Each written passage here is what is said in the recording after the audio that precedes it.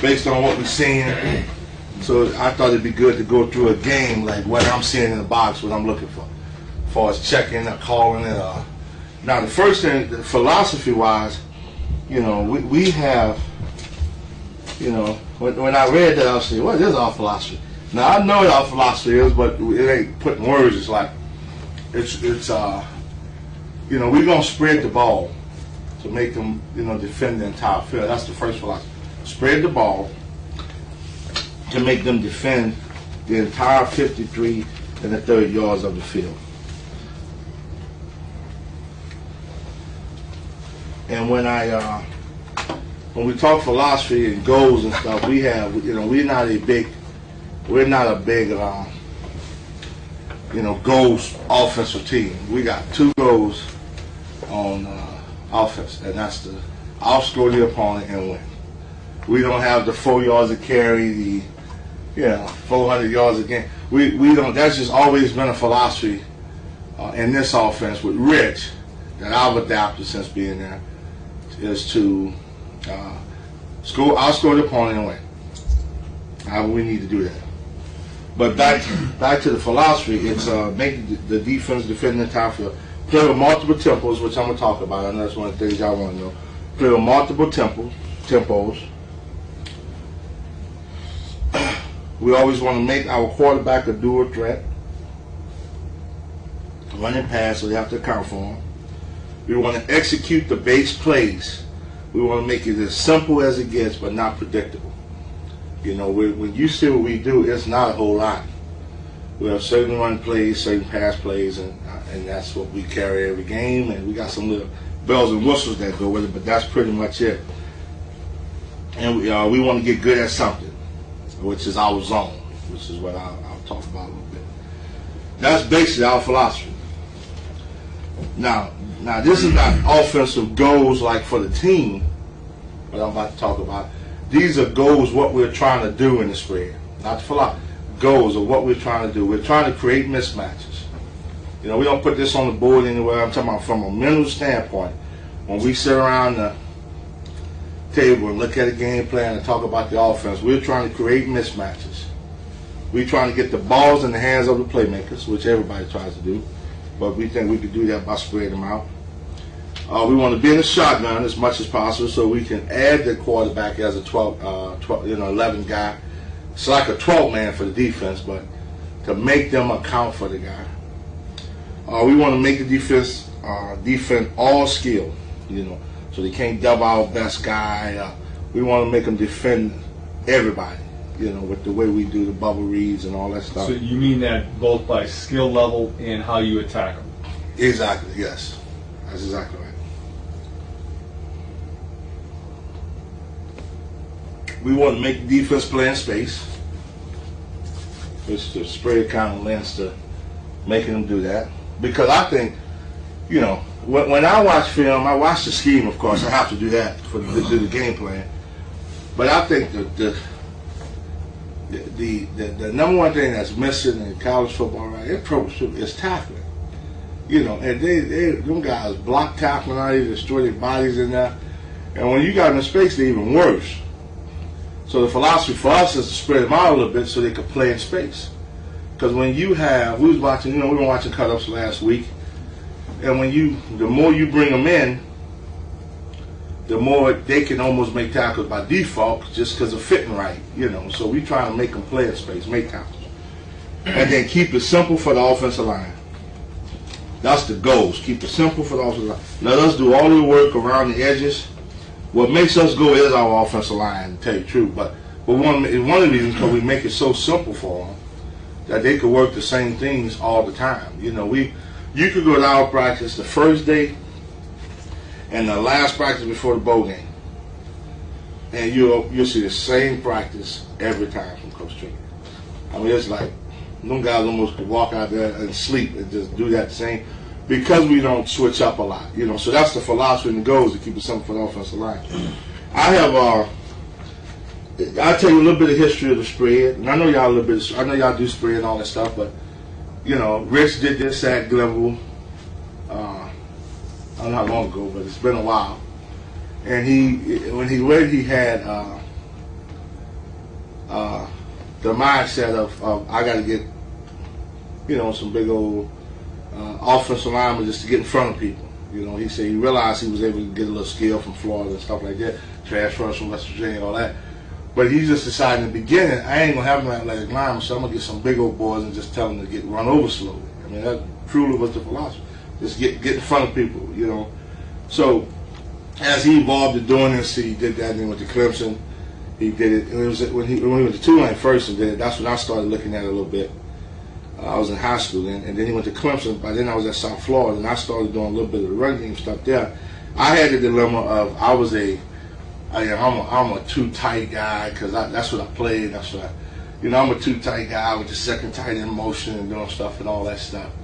And then he went, he came to West Virginia, brought me with him, and then told me he wanted me to be a spread guy, which I believed in because we did a lot of that too at South Florida. But I wasn't completely sucked in to the true spread. So, and then I got, I've been coaching 10 years, I guess, by then, yeah. And I got an offensive line coach that's been coaching 30 years. He was coached at Mississippi State, Auburn, and he was straight two-back power. I got our quarterback coach, Coach Stewart, coached at Air Force and some of the, Navy. He was an option guy in North Carolina and all that. And then I got Coach Hand, who who was with Rich at Glenwood and Clemson, who's true spread. So I'm sitting around the room going, I'm hearing all of these guys talking, no, we need to be in two-back, no, we need to be in, all of that stuff. I'm just kind of telling you how, the philosophy and how to work. So the one thing the one thing I really wanted to do was, the head coach pays me, so he wanted to be spread, and I wanted to be spread because we needed something that was going to give us an edge, that we could win consistently all the time in the biggies. That was for Virginia Tech, Miami left, Boston College, all that stuff. And we thought spreading people out, making them play in space and not loading the box up on stuff was the best way to do it. And it proved to be right. What I didn't want to do is be a finesse. I still wanted to have the attitude of being a physical football team. And a lot of people say you can't be spread and be physical at the same time, which is, we have kind of proven it was very untrue. We just as physical as a team running wishbone, like the old. I think we are as physical as it gets to say we spread people out and in the shotgun and all that stuff. So the one thing I want to do is not be,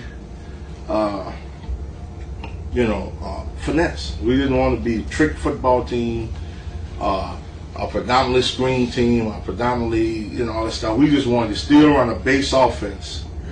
So, by still being spread. So a lot of stuff you see and you're going to see on the tape, it's base offense. I don't know about the power because they ain't one of our top four plays.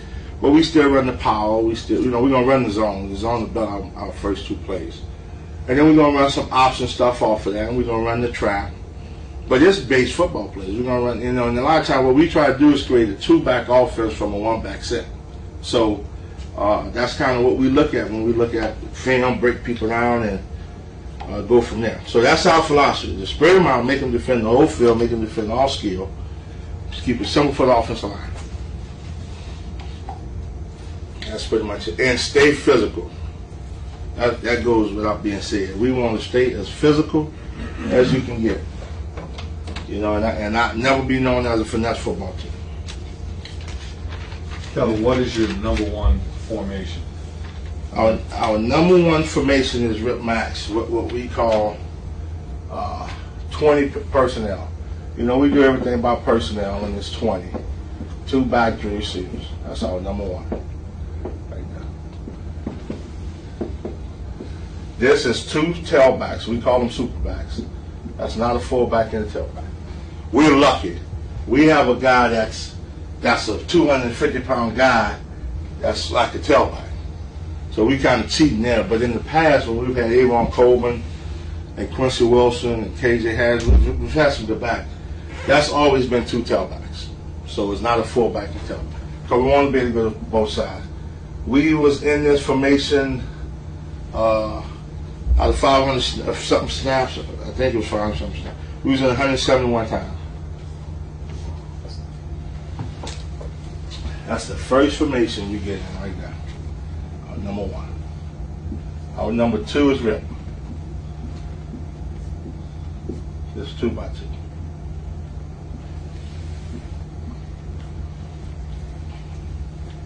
This is straight 2x2 set.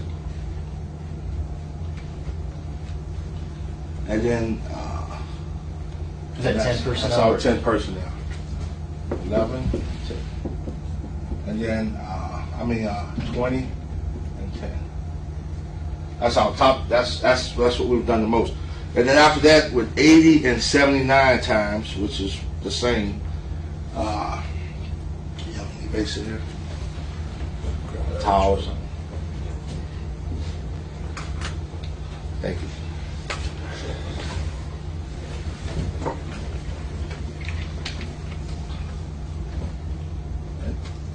The third formation, and we do everything from the left hand. Every time we talk about these formations, and I get in the habit of doing this without, you really know what I'm talking about. But our next formation is ram over. For us, it's a formation where it's just a 2x2 with a tight end. That's 11 personnel. That's our third formation. And then our fourth one is ram, 3x1.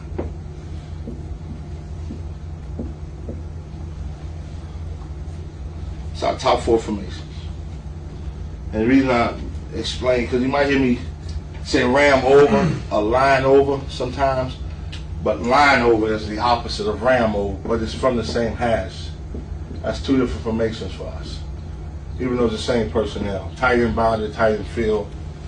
So I get in the habit of saying ram over, even from the right hash, where I literally mean tight ends into the boundary, lines over the other, So, but that's our top 4 formations right now. Calvin, I assume at some point that with 10 personnel that you also get into 3x1? We do, and we do that quite a bit. It's just, it depends on what we see. Sure. We won't do it against odd teams too much, because they can always keep a guy weak on us, and then we get in the 3x1. And it just depends on what we're feeling. We do all our games out of this one, which you'll see on tape, the bubbles and the zone bubbles and all that stuff. Those are our top 4 formations. With the 20 personnel, 2 backstreet receivers by far is when we could do the most stuff out of. We could now we got 3, people in the backfield that could really do something with the ball and where we treat it. How about if we talk about your use of motion and movement, and I'll just tell you how we think of it. Okay. And we're always looking for better answers, but we hardly do any motion and movement for the simple reason that when we installed this 8 years ago,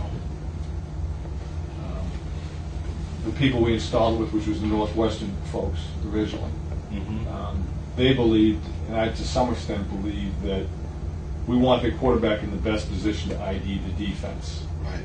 Number 1. Number 2, we really like the quick count. Right. Not the only tempo, not the only count, but if you had to ask anybody who defends us, our number 1 thing is just we're going to go up there and go on first call. They asked us that. Northwestern visited us when we first got there. Because they had visited Rich and come. And they want to know why we did motion. So here's the basic reason why we don't motion.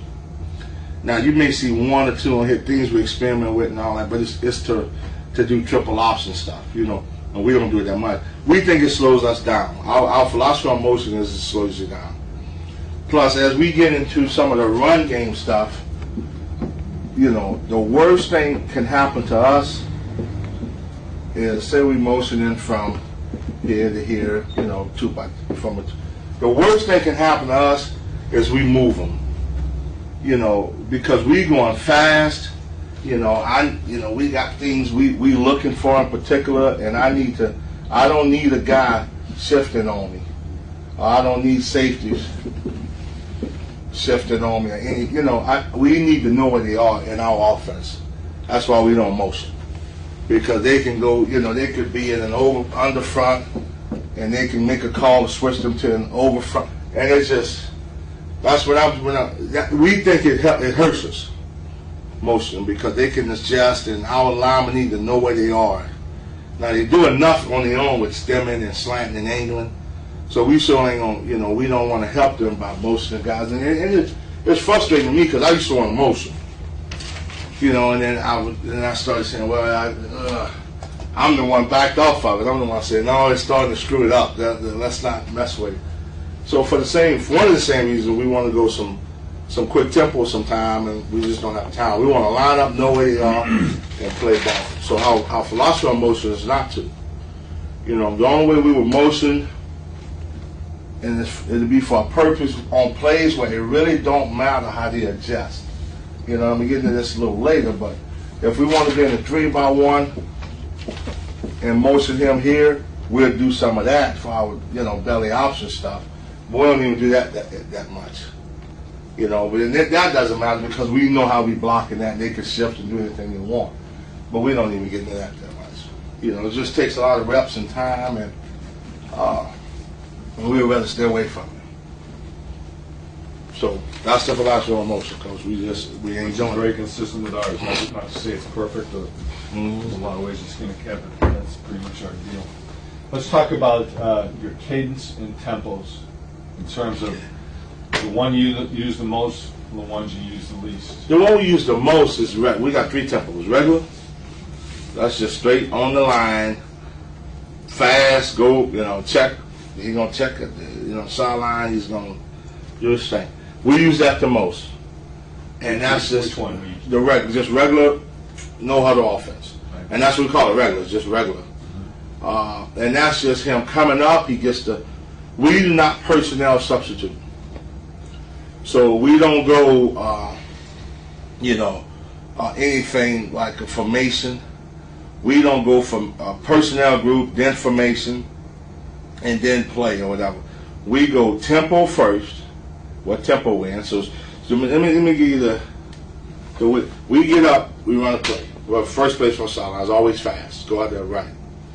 After that, the play is over. The linemen just go line up. The first thing all the receivers, running backs, people on sideline do is look at the formation. That formation tells us a personnel group. So once we call a formation, that's telling them what personnel group's on the field. It just ties in. We're going to do the book. So after that, we give the play. The back in our system has to know where to line up at. He's not giving anything. He's got to know from the play that's being called where to line up at. He's got to know that just from knowing the offense and all that stuff. So we get a play. The play is over, and we want to go a little bit faster. The next tempo for us is Indy. That's been that way forever. Indy. That's a little bit faster. It's just faster than everybody needs to know to have the urgency to get going. Indy. Like Indy 500? Like Indy 500, yes. And that's everybody getting set. We still can check the play. It's just faster. It's just the urgency that is faster than a regular on the line. I mean, linemen getting set quicker, the receivers are getting set quicker, and we give the play after that, and they know to speed it up. And the quarterback may look at us like this on the regular tempo. You know what I mean? He may look to see what we're doing, but on the end, he's going to go. You see the difference? He's going to really look at us on the regular tempo. But when it's ended, he's just going to take a peek to see if we want to change anything. And then the last one is really turbo. It's fast, turbo. And that means ain't no looking, ain't no checking, ain't nothing. Is that 2 minutes or is that? No, we do it in the middle of a drive. Just, we get a play of a 12-yard play, 15-yard play. You see the lineman dragging. We go turbo, and we call a play. Now the key to the turbo tempo, Coach, is when and all of these are memorized. You have 1 through 10 plays or 1 through 12 or whatever so we got Indy 1, Indy 2, Indy 3, and everybody has to know what that is. Same with turbo, except these plays can't, these plays have to be safe plays because ain't no checking. We are running the play. You know, you don't want to call a 3x1 zone turbo because they can all of a sudden, you know, be an odd front and drop a weak safety on you, so you're outnumbered. So the turbo plays, you got to take a lot of time to figure out which plays in the offense. This is what we do. We take a lot of time to figure out which plays in our offense are safe no matter what. You know, so them the only time we go turbo play. I don't care what you and what you're running, these 8 plays will be good against anything. And that's why you can't have the same with Indy and turbo.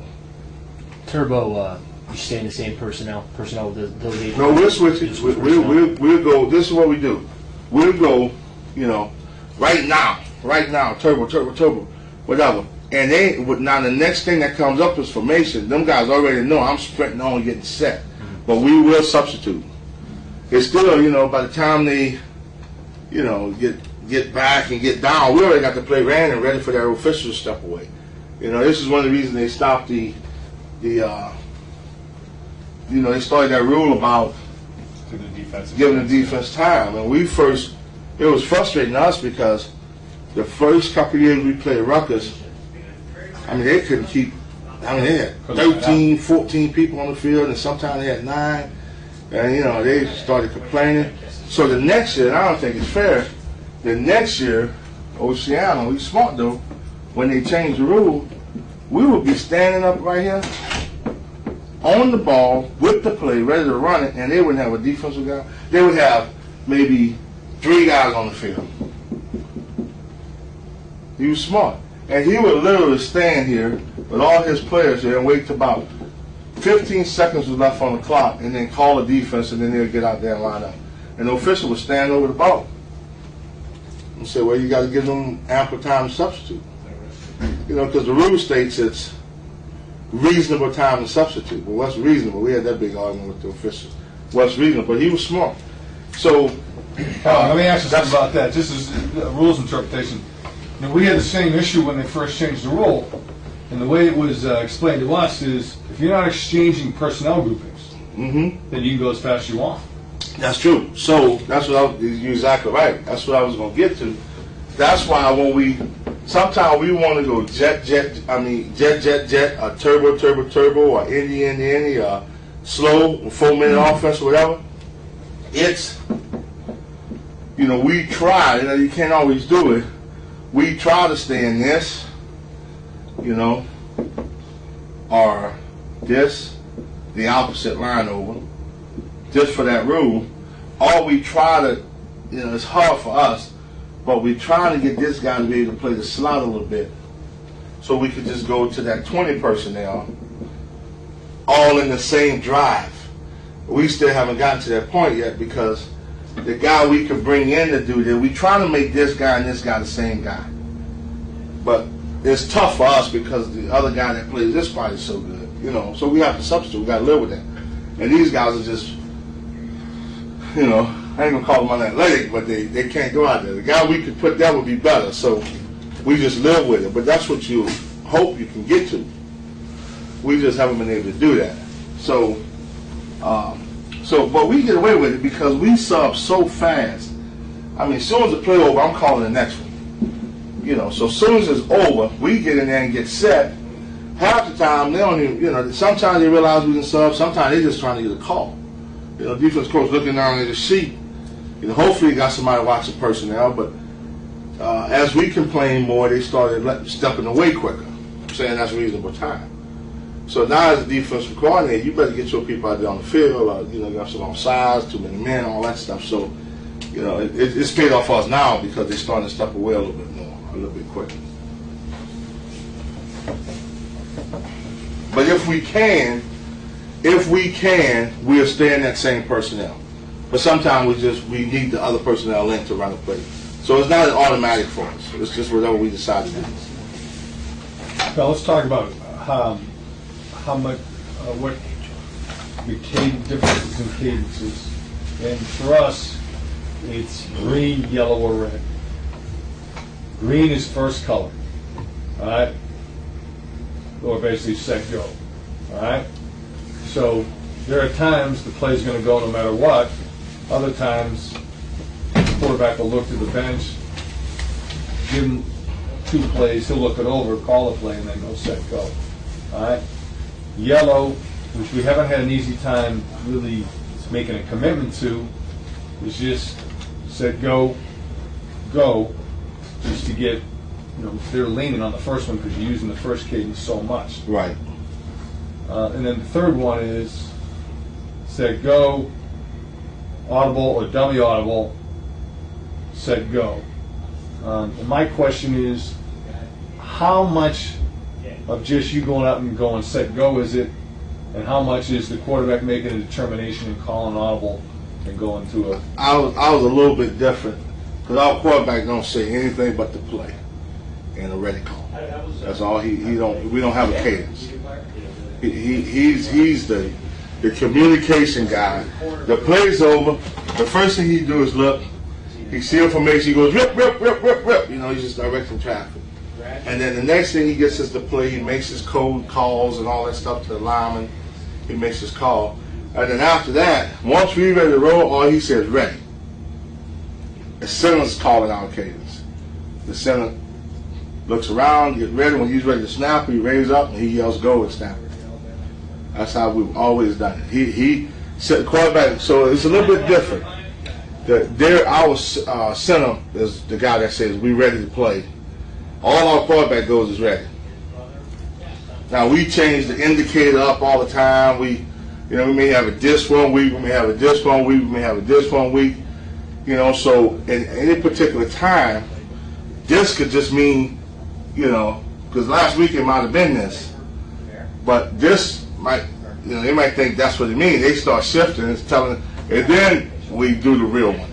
So we have about 3 or 4 different indicators to let the center know we're ready to play. Plus he's going to verbalize ready. Once he's ready, it's on the center at that point.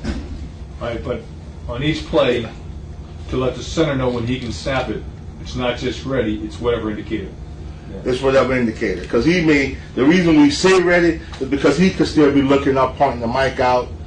You know what I mean? That's telling him, okay, get your head down and see my indicator. Or whatever it is. You know what I mean? So, now, if we were to, because we have, back like the first year, we talked about it, but we really never did it. We really never had the quarterback call the cadence. Now under center, it's ready, set, go. Ready, set, go. Now we do go into center some, more than you might think, but it's just ready, set, go. That's it.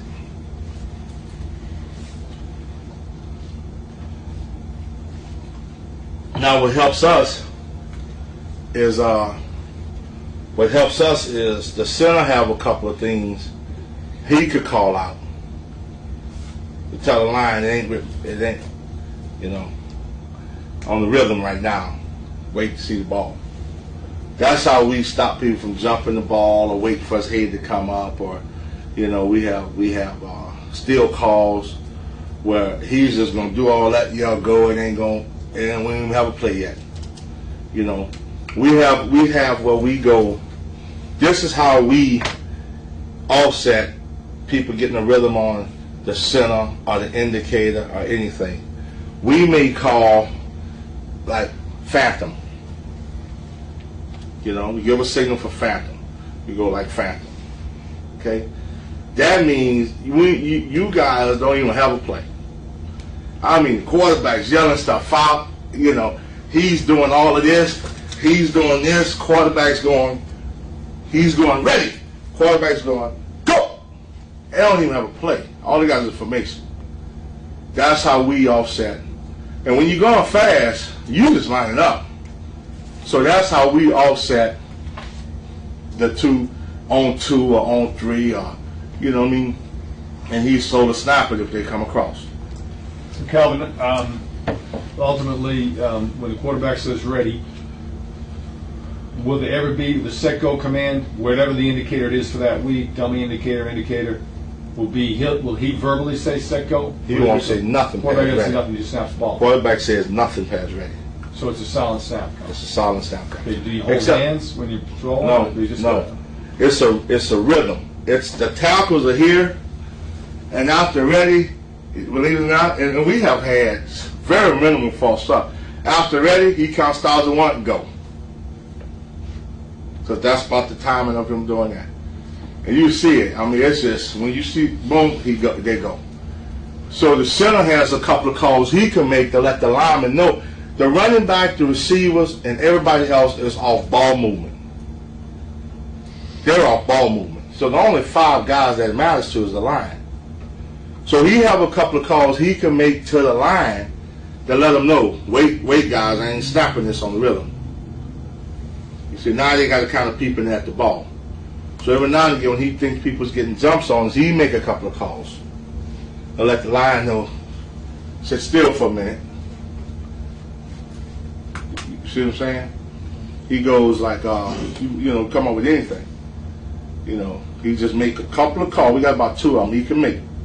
A couple of calls to just tell the line, don't be jumping here. I'm gonna hold the ball. Because what people do is they look at it and they study it, and they try to time it up. Right. And this ain't no secret. It's every time his head come up, the ball gets snapped. So now then he pops that head up and don't do nothing. Then the other way, like I told you, is he'll pop his head up and say go and everything, but they don't even have a play. You just say phantom, phantom, phantom. That means you run the whole thing. Like you ever see no huddle teams play, and I know you guys know huddle, but I'm talking from our perspective. You ever seen us play? You know, you may see a whole lot of stuff going on, see this, see that, and then everybody just stop and look again. We haven't had a play call to start with. We're not checking. We just never had a play call. So now you're looking to see what we're going to run. Does phantom have to come from the sideline or if the center? It comes from sideline. It comes from me. Yeah, it comes from me. Because it might be tough time during the game. I need a little minute to think. I just say phantom, So he goes to do all that, and I just look at it, and then say, okay. So that's to help me too sometimes. All right, let's slow this thing down a little bit. That's the easy way out too. When coach yelling at me, come on, give me play. I go, phantom. Phantom, so just give me a second to get my thoughts together here. So it's a little different. And people we've talked to always say, golly, you trust that son to make that call? It's just something we do. Kelvin, I just missed something on the phantom call. At what point in a phantom deal do they get a ready call? After he go through his thing, rip. And then he actually makes the phantom call. Right. He might say anything after that, but he know the total phantom. Now, let me backtrack a little bit. The running back. So phantom can be a ready call, but that's a bogus ready. Yeah, they go through the whole thing. I mean, including ready and go. They go through the whole thing. I'm sorry, Coach.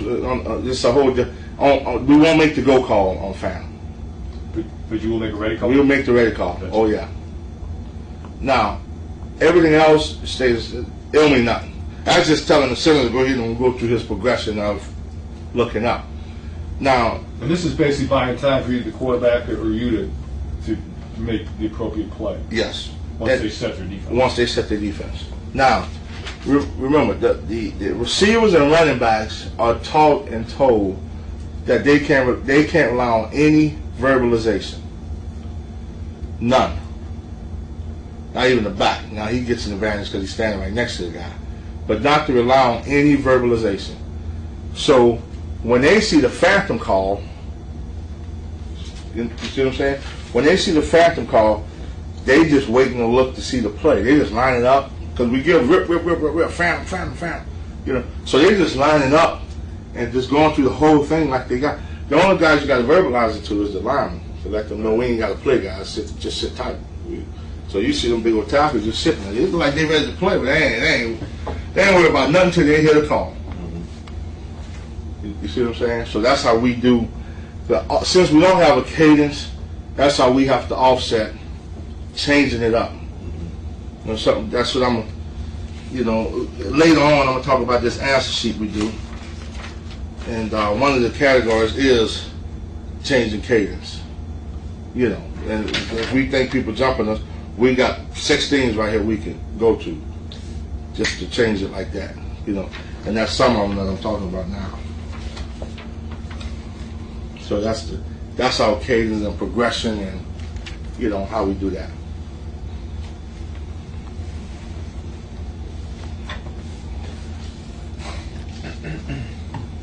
Okay, my next question is going to be a formation question, and that would be why 20 personnel slash what we call Veer Flex.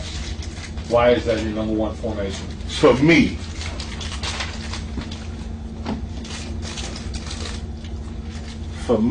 it's because it gives us everything I'm trying to do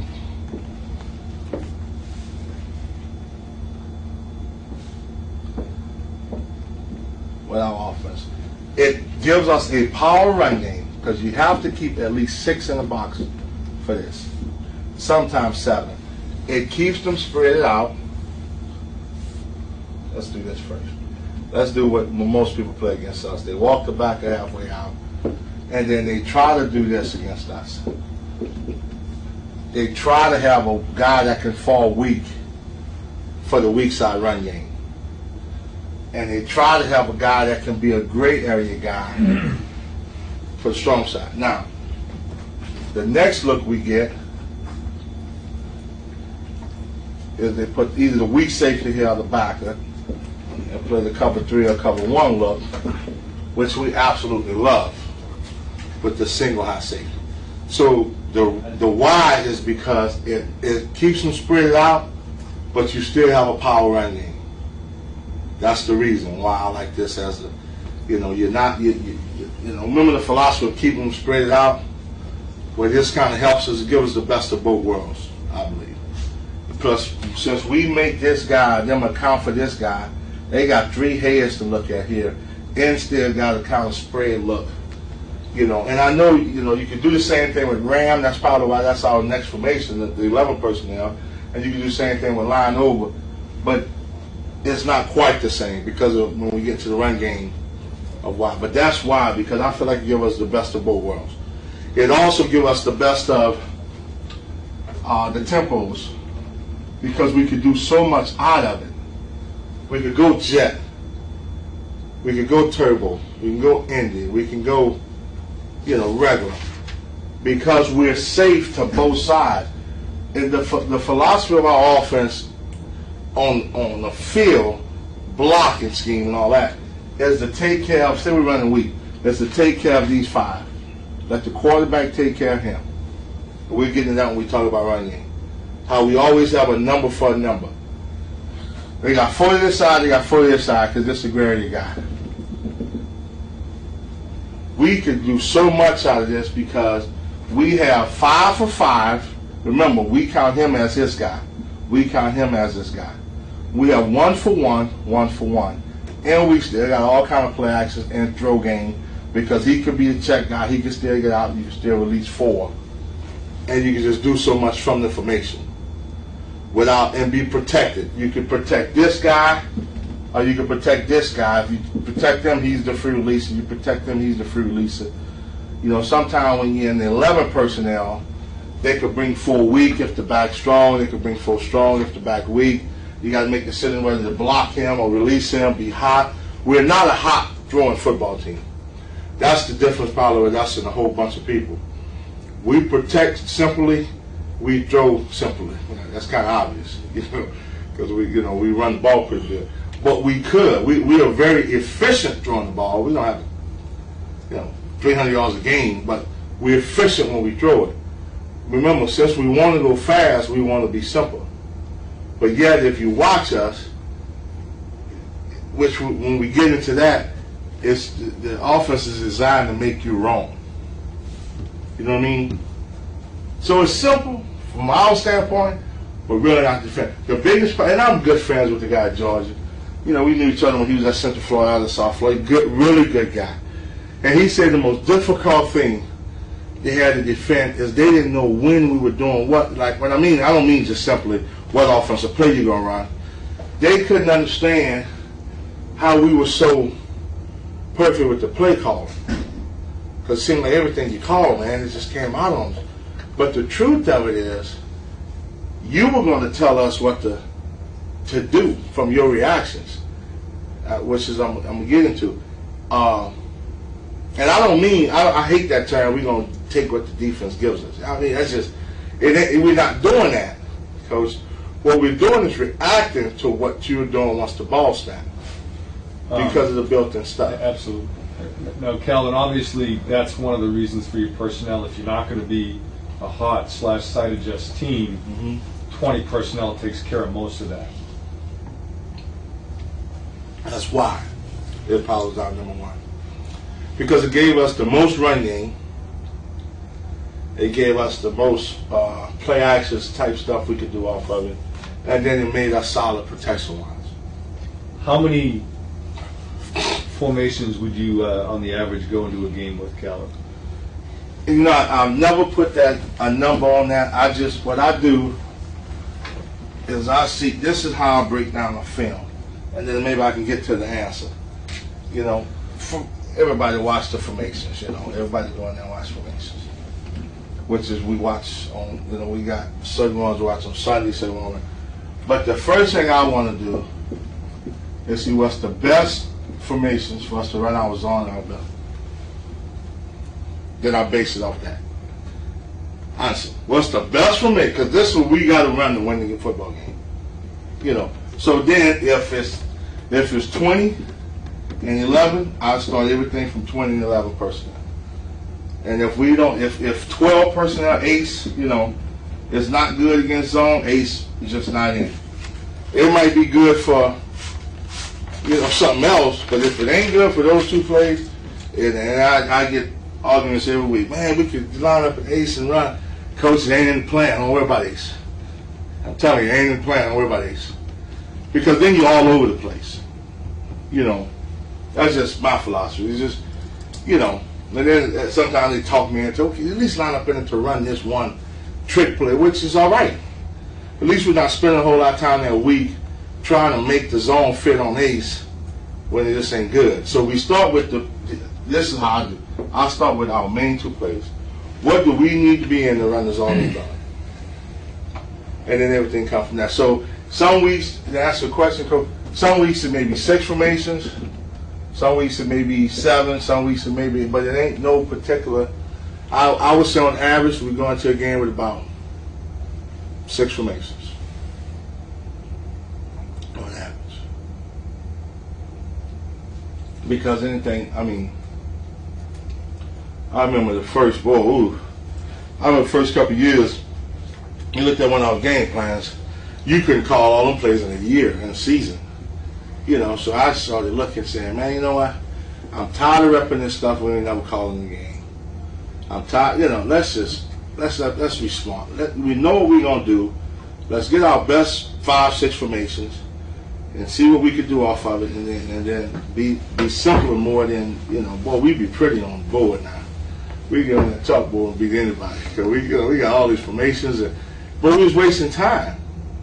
So we just narrowed it down to what personnel information we're going to use. And part of that was my fault, because, but I've corrected that.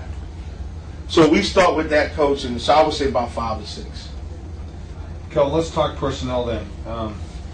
The way you look at things, the things that you do the best and the most and what you really like, is your particular quarterback a running back first or a quarterback first? No, he honestly, no, he's quarterback first. There's no recruits in the room, Kel. Yeah, no, I'm being honest with you. He's a quarterback who can run. That's the big, you know what? After the Georgia game, I ain't going to keep picking on Georgia. It's just the last game. It's on my mind. William Martinez goes, come here. He didn't know that boy could throw like that. I said, well, I don't know how you didn't, Will. He's been doing it all year. You know what I mean? It's just, I'm going to tell you what's happening with our football team right now. I'm going to be completely honest with you. I give you the history. Because I defend myself on this all the time. We get there in 2000, whatever year that was. 2001 something. We've been there 5 years, so 2000. Because I remember when I was taking my plane trip up there, they were saying the planes was going to crash. Remember I told you I went on New Year's Eve? Right, yeah. And I was scared to death. They said all the planes are going to crash at midnight, whatever. But, you feel that? the new millennium or whatever. So we get that, and we got 5 big old horses right here, and then some very good tailbacks, and you know these guys are okay. Well, over the years, these receivers they have gained our confidence more, but we really didn't have a lot of confidence when we first got there. And here we was running spread offense, 4 receivers on the field all the time, with some average guys out there, and it just wasn't going, you know. So we had to develop that run game, this, that. Our mindset, I guess it's my fault, but our mindset when we spread people out is to still look for the easy, quick throws, quick hitches, slants. You know, they want to load the box up on us, take advantage of it, throw against the numbers, you know, run with the numbers, throw against the numbers, all that.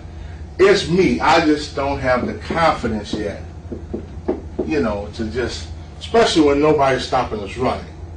That's what I'm dealing with. That's me. I was getting into it with the receivers coach yesterday. He said, man, we can go open this thing up. I said, Bush was 11-1 a lot, you know, because he said, we need to. I said, but anyway, that guy, our quarterback, is not thought of as a runner first. I swear to you. He's a quarterback. He just happened to be pretty dog athletic.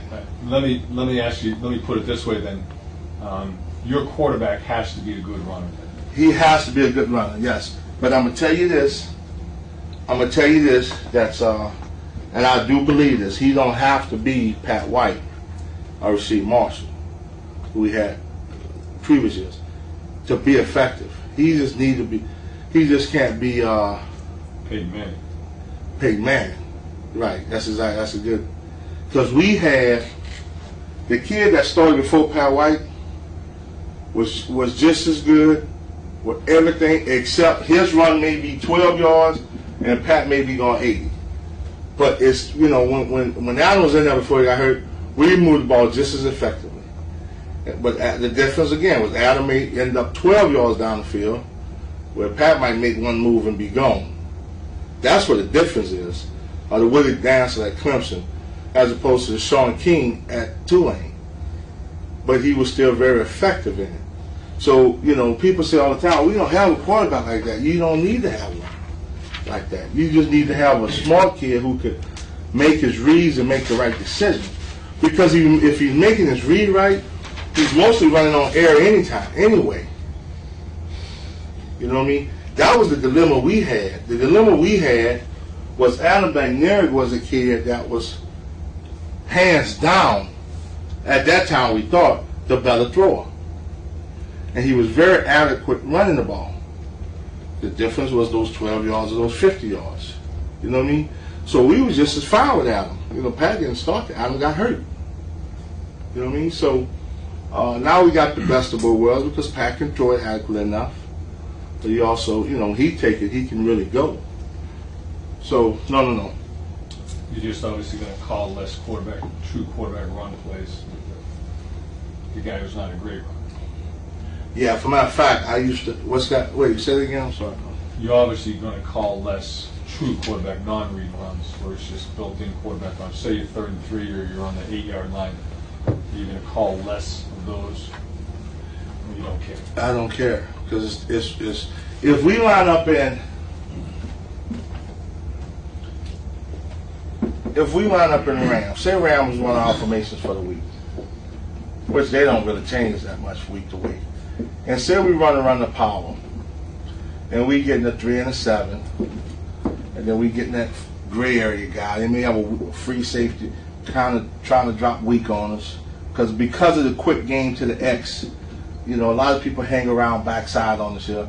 Plus, because of the quarterback P-fake run game stuff and the straight zone, we always get a guy hanging around weak side somewhere in some form or fashion. So you have this right here, and you got the free safety over the top, strong safety, and then you call that gray area guy. That's the guy we got to control the most, the gray area guy. If we run power, the best way for us to run power is to block it the same, make a mic call so he can pull for the mic. But the only way we can take care of this guy is one of two ways. Bubble the power off the snap, which is our, you know, or just say don't even chase him, you know, go get the safety. Now he has the same quarterback power. he just goes right now for the Sam, and he just take a jab step and go. We'll run that if it's parallel at him. So that's what I mean, not necessarily. It's the defense, how you're lining up. The best play for us is not, the other way we'll run that same play is to go what we call power flip. You know, one back power game. Where we step like zone, almost like the old dart play. Now, whereas he's handing this ball off, we do a two reads. He reads the end, or if we call bubble, he reads the bubble. This guy steps up, he won't hand it. He throws the bubble. See me? If he expands for any reason, then he hand it off. Now we don't have to handle him because we still blocking the mic here, and now he gets it and come back on the play. So it don't matter, you know, if Pat's in there, Adams in there, for us to run that quarterback power. Let's just talk, that makes perfect sense to me. Let's talk about the bubble read. Basically, you got the extra guys sneaking in the box here, and you're going to control them with bubble screen call, bubble screen check. Let's talk about the bubble screen read versus the guy halfway in the box. After seeing what's the best formations, the next thing I look at is how do I control these two guys can change the game more than anybody on the field against a spread offense, if you ask me. Against our defense, which is put in the defend the spread, and our defense, when they go straight stack, which is, again, designed to stop the spread offense and the spur, is these two guys. So the first thing I do is try to figure out how can we not let them two get away with being half defenders. We can't let Ed used to kill. At first it was that these guys almost stopped them by themselves because we were refusing to throw the bubble screen, again, because of confidence, and there was just half man in the box, always in the run game, so forth. So the zone read is basically just the play itself, no matter what play it is. It's basically, if you can't get to him, and you can't get to him, which he probably can get to him quicker because it's into the bottom. You see me on the left hand side. If that's the guy that can screw you in the run game. So if we can't get to him, we might as well not even try to block him. We might as well have an outlet to play off of him. So when we run, say, zone, and we come up right there, that's the quarterback's guy. So when he gets to this point right here, he makes a decision whether to hand it off because he's stepped up the field, right? Whether to pull it because he's chasing and head right to where he came from, or then depends on what he's doing, whether to throw the bubble or hit the alley. My question is then, obviously, everyone in the world's going to read the end man line of scrimmage just like you talked about. How do you, A, make the determination to throw the bubble, and B, how do you get the quarterback to be good enough in the peripheral read to be reading two guys? Well, he's reading one. This is the answer. He's only reading one pre-snap and one post-snap. Pre-snap, he have the option based on that guy just to throw the ball. To check the bubble, sure. Just throw it. Okay. Nobody else knows. Not even back. He just take it, throw the ball. Now I think they cheat on me. I think. So you're not really reading him post-snap. No. You're just using the bubble, a play-action bubble. Yeah, but the line's blocking. So the line don't even know he's throwing bubble. The back don't even know. He's supposed to, but them guys lazy. They don't look all the time. But if we call zone bubble, that's the quarterback's decision. Now we have three things we can give him if he looks. I don't like doing it. I like him to learn to do it. We can give the ball, throw the bubble, or just read it. We can tell him that. I could tell him, but I don't like doing it. I want him to get a feel and do it himself. So the pre-snap read is whether to throw the bubble or not.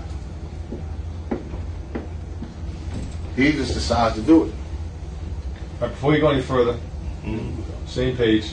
Obviously, 8-man front teams, you got a lot of guys bobbing and weaving in and out. Right. Now, they start to get you on the rhythm in that they know if you're half in the box, you're going to check the bubble, or you're going to check the 3-step slant, or what have you. My question is, how much of that do you get? How much do you get they dick with you? We have a team in our league that really just does an outstanding job of giving you some pre-snaps and taking it away. Yeah, a lot. We get a lot of that, you know, just the walking around, the stemming, the jumping in and out. That is not a pre-snap read. You know, through film study, we'll tell them, hey man, that pre-snap read is going to be, they're going to show you one thing, give you another. But, so that's a if they're moving around a lot and he ain't sure, it's a post-snap read. Now, once he does this is not a 2-man read, it's actually a 1-man read if he don't feel comfortable throwing the pre-snap bubble, the pre-snap read bubble. If he don't feel comfortable, he waits to the post-snap, read the end, and in his mind, he's running. In his mind, he's running. The only way to make him throw the bubble is once he gets that read and he starts and he sees him, now he thinks bubble. All right, so you'll actually mesh it, read and man a line of scrimmage. You may take one step and pop the ball. He may take 3 steps. I mean, he has took off like he's running to see the guy and still throw the bubble. And that's I mean, it's good stuff because it makes them wrong. Can't be right. Can't be right. But when we work a perimeter drill, which I actually brought a copy of our perimeter drill in practice to show. We work a drill, but I don't know if we was doing all this. We work a drill where it's just these guys to show him the 3 different looks of the, you know, no linemen, no, just perimeter people. We just work, you know, we put out fullbacks who don't practice a whole lot. We put them as the end, we put another fullback here, and we just give them all on one of your questions about the exchange. We go over every scenario on what he possibly can get. Tell you what, I would like to just jump right to film. If you have any of the read bubble, were you throwing that on the run? When I say throwing on the run, I'm trying to think of any on the tape. It happens in practice all the time. I don't know, but I can show you the mechanics of it because most of the time against us, this guy's still wide enough where he was able to just go. Okay. You know what I mean? Do you ever get in a game where, you know, obviously most people are going to try to control it with squeeze scrape with the inside linebacker, Right. but do you get to a point against 8-man fronts where they try to control the quarterback run by sneaking the extra guy in the box, that you actually did throw the bubble on the run? On the run, no, that's what I mean. I don't think none's on this tape. I don't know if I grabbed any of those to throw on that. It might be, but I'm not sure. Did it happen in the season? It did happen in the season, yes. Okay. Yes. Now, do you think that's worth repping in practice? You think that's... I do. I'm going to be totally honest with you. It makes them, I'm telling you, it makes them wrong. It just makes them, they think, oh, we got it now, we got the grit, and here you go, boom, you're still throwing the ball. Now, my only question is, if you're going to do it that way, does the number 2 receiver have to delay more than he would on a called bubble? No, we just tell him to come out hard. You know, if he's but before he gets to the number, he comes out hard first 3 steps, and then he just starts throttling. He's throttling if he doesn't get the ball right away after 1 step. Exactly. Okay. He just throttles. And we tell him to take that Nike swoosh as his path. How that Nike swoosh goes. I was seeing Coach Campbell. I said, man, he said, look at it, it's a Nike swoosh. I never heard of it. He's right though. Coach, let me find it because you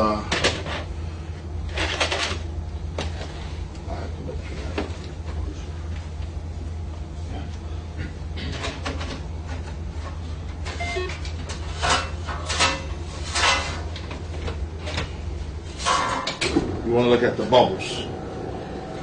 Put some more water while you're getting this. The thing I want to really look at is the bubble off the mesh. Mm-hmm. I put some of those on there.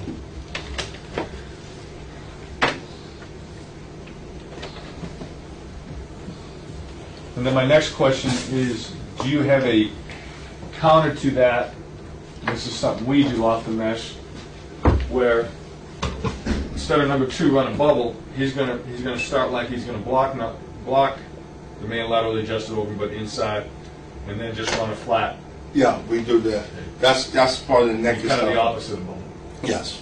Yes.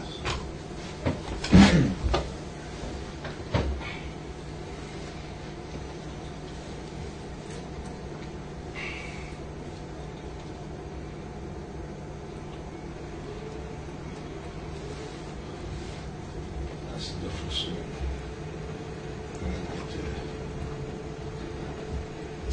By the way, Kelly, you guys field turf or what kind of turf? That field turf, that artificial grass stuff. Yeah. Do The pebbles. you know the brand name? Just because we're putting it in the summer. I do not, but I could call and find out. We just got to put it on indoor too before we start playing. Is it good? I mean, do you slip it all? Yeah, okay. No. Injuries, I mean, first we put in, we had no major injuries. I mean, this thing is unbelievable. Yeah, I'll get that. Sean, you guys didn't have much slippage, right? No, it's great. Compared to Penn, we thought that your surface was better. What were you? What is y'all having that? At Columbia University. Yeah. Okay. Coach, when you run it off the read, is that that's a long time for the wide out outside to be locked on? I mean, if you're not playing a man team, you can't run them off. I mean, those guys, do they struggle with holding that block outside? They do, except if it's cover 2, if it's pressed, the receiver ain't moving much. Yeah. He's gonna take a 1 step and just kind of hang right around the hash. So when he do catch it, he's just up the hash. Gotcha. You know. Number 1, Kelvin, correct me if I'm wrong, but you're not going to see much cover 2 when you do a throw that. No, it would be. Number 2, you're going to see a bit of robber, so he may be 9 yards Right, deep inside. exactly. That's exactly right.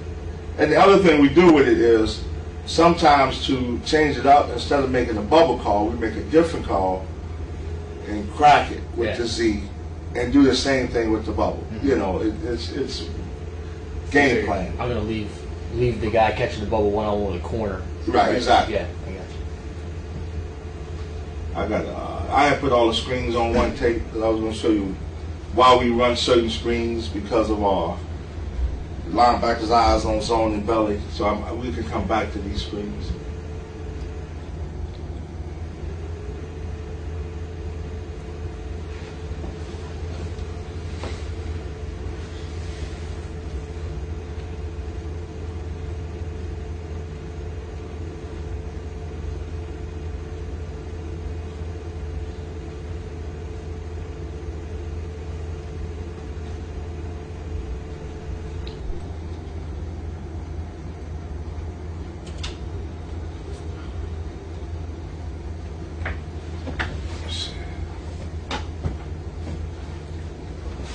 All right, so you called read bubble. Okay, that's a pre-snap form right here.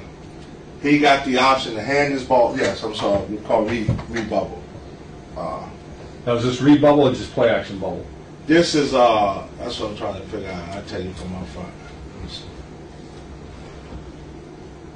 No, this is straight belly bubble. We run the belly play. The line's blocking a belly. They don't care what's happening with the receiver. But this right here was a pre-snap form right here. Let me see if we had one before this one.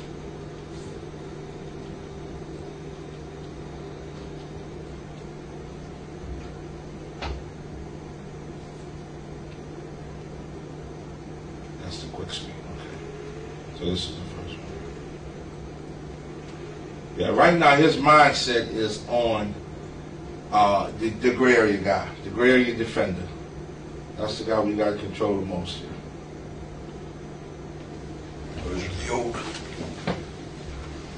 So his pre-snap reads telling him right now, I'm going to pick this ball up to a ball.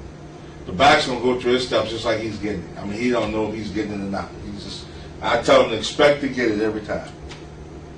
This is a pre-snap, throw the ball.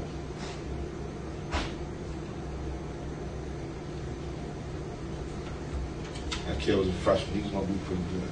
The slot guy. Cover through what you're talking about. Mm-hmm. Here's a lecture. And now this is what he's told right here. He's told against a hard press. Now this is not hard press. But even this, and I think this is the worst.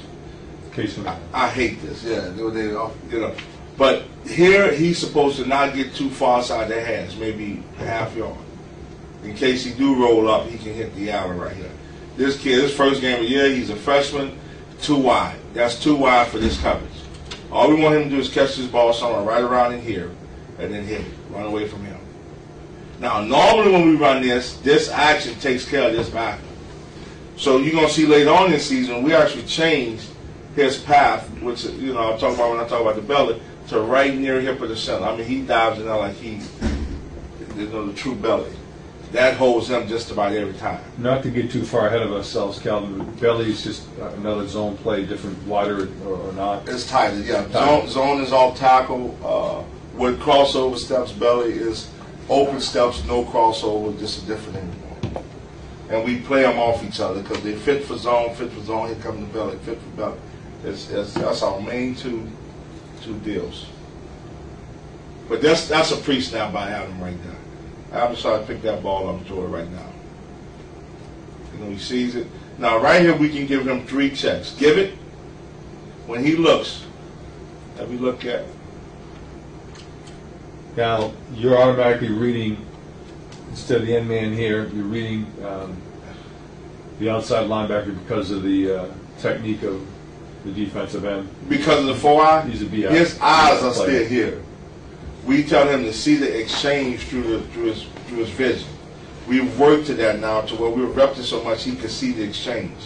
And I'll go with the tackle techniques in a minute on when to lock it and when not to lock it. And, you know, we give this guy a call on our run game to say don't screw nothing up, just go. You know, don't throw our reads off, just go. If we got belly call this way, just go. Now, if they want to exchange, we'll handle all of that. And I'll go over that about the linebacker, D and straight. But we just tell this guy just to go. You know what I mean? So, and then sometimes we don't make the call so he can actually read it out. He has this, but if he sees this, he's thinking, I mean, this is the easy one, this is 4-eye. It's when this guy's still in the 5 and he's cheated a little bit, and then he slants inside. Right. And I'll go over that technique, how we teach him to, as soon as he's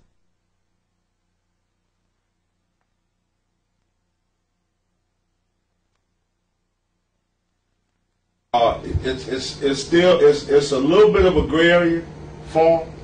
It really is, because this guy, he done got it. You know, we're in the middle of the field, and he should be split a little bit more. Yeah. But he done screwed it up because now this guy on the snap can run right now and play man. Mm-hmm. Plus, he got pressed up here. So I'm almost confident. I hope that Pat didn't make this a pre-snap read. Pat need to read this out, right, and see what this guy's going to do, and then do it on him. So let me see what he does here. See, Pat made his mind up. He made his mind up to throw it. See, this guy's too close. And now, you know, we still get a little bit out of it because he made it got missed. But in a perfect world, Pat should have stuck this ball in. Mm-hmm. He should have stuck it in and read it at this point. I mean, he should have read it after the top. Now, if this guy chases, now if that guy chased, now he pull it and go right at him. He goes right at him. If this guy keeps vacating like this, he hits the alley and run. If he comes to you, you throw the ball. Yeah. Both receivers up top were too tight. Is that what you say? Even the outside guys set it too tight. Yeah, they're too tight. None of the field, they should be wide. Especially this was the call. We didn't check to this. That was the pre-snap call.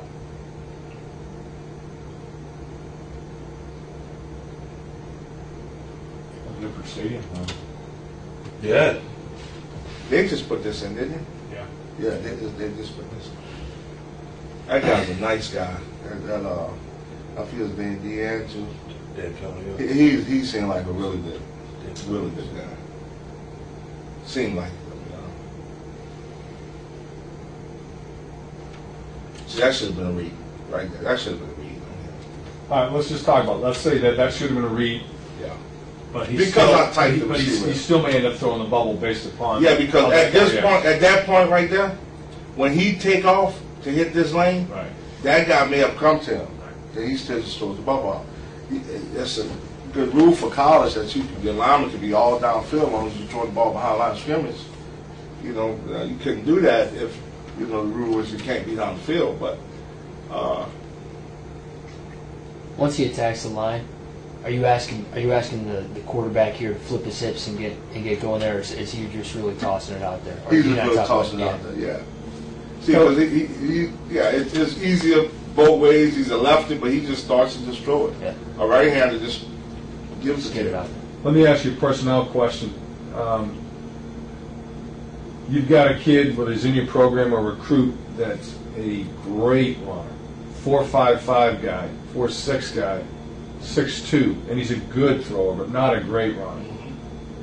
You say, I got to get that guy on the field? No question, yeah. Yeah.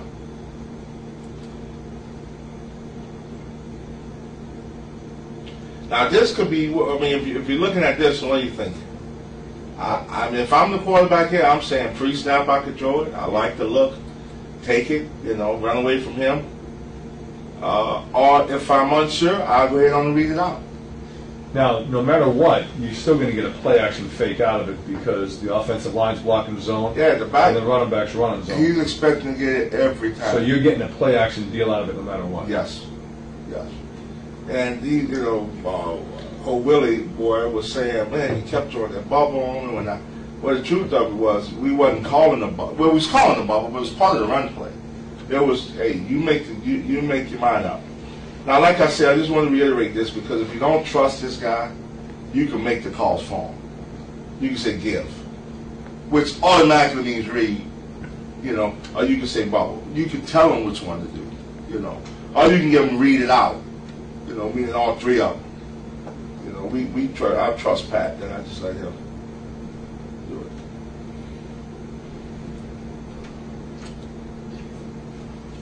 Now, you assume you're going to get some type of soft coverage based on the premise that nobody wants to play too deep against a Yes. spread run team. Right, because if you do get too deep, we've told them, think run, read, just hand it off and read it, you know. Cover 4 is a little different, but you still at least got soft coverage, so he can just make his mind and throw the ball. Now you're running the tailback here is your superback's running belly here. Is that accurate? He's running belly. These Now, are do you change his alignment? Yeah, I would If you're definitely- running zone because Oh, it's a yeah, wider it's- play, you move him up or it's toe to toe. Right. Belly's a yard deeper than the quarterback. And we do enough stuff from this alignment that it's not predictable. I mean, we run screens, we run some 60 drop back protection stuff. We just tell them to do enough from it. And then in the beginning, I test my guys. I let them mix it up. I said, you guys mix it up. Just make sure you're not in belly alignment, only on belly. And they do a good job of it.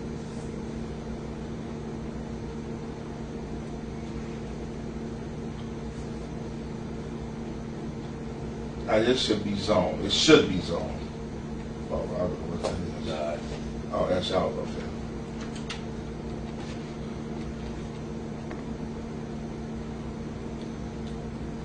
You can't see this. I don't know if he read it out or did he just drew it. Okay, there we go.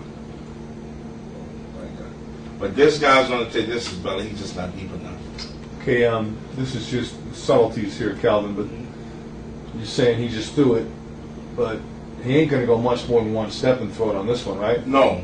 Now against our defense, I'm gonna tell you when you get it the most against odd front teams, where it's it takes a little bit more time for that guy to get. You'll see him come downhill a little bit more versus our teams. I would assume odd front teams give you more problems overall. Overall, it does. That's why we run it. That's exactly why we run it. Stop the spread. Do you use a like a 4-yard rule to tell the quarterback if he was right to run the bubble? If we got 4, you're good. I mean, you know, what do you use as a kind of qualifier as to whether or not he made a right decision? We really hadn't done that. We just, you know, we really had to put a number on it. Right, To be honest gotcha. with you, we just talk about whether he made the right decision or not. You know.